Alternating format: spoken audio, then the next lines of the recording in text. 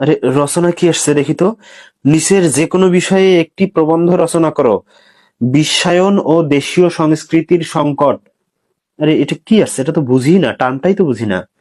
নিচেরটা কি আসছে? আমার প্রিয় খেলা ফুটবল। আরে এটা তো সহজ আসছে, এটা এটা তো কমন। এটা বানিয়েই লিখতে পারবো, ধুর। আমার প্রিয় খেলা ফুটবল।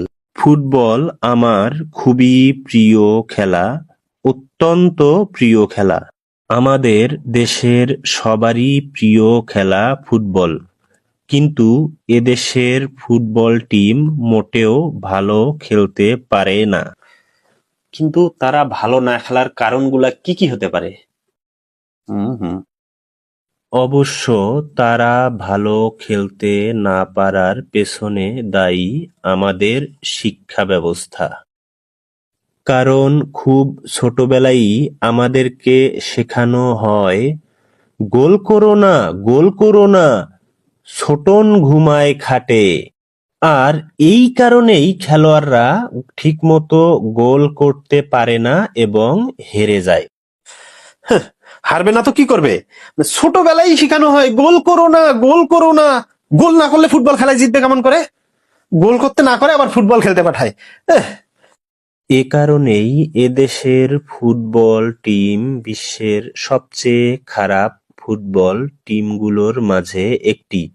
তাই এদেশের ফুটবলের উন্নতির জন্য অবশ্যই এই কবিতাটির সংস্কার করা অত্যন্ত জরুরি।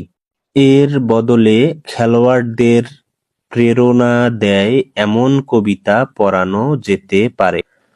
কিন্তু এ ধরনের কি কবিতা আছে? আহ নিজেই একটা সুপারিশ করে দেই, দেখি কেমন হয়।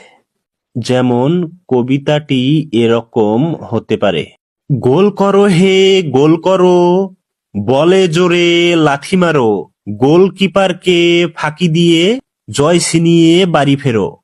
না, এটা তবু আগেরটার চেয়ে অনেক ভালো আছে। মানে এটা পড়লে একটু হলেও প্রেরণা পাওয়া যাবে।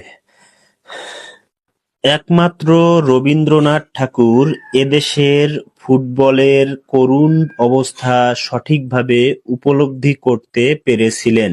রেগেমেগে ক্ষুব্ধ হয়ে তিনি নিজেই খেলতে চেয়ে বলেছিলেন, বল দাও মোরে, বল দাও, প্রাণে দাও মোরে শক্তি। কিন্তু এই দুই লাইনের পর যেন কি লিখছিলেন?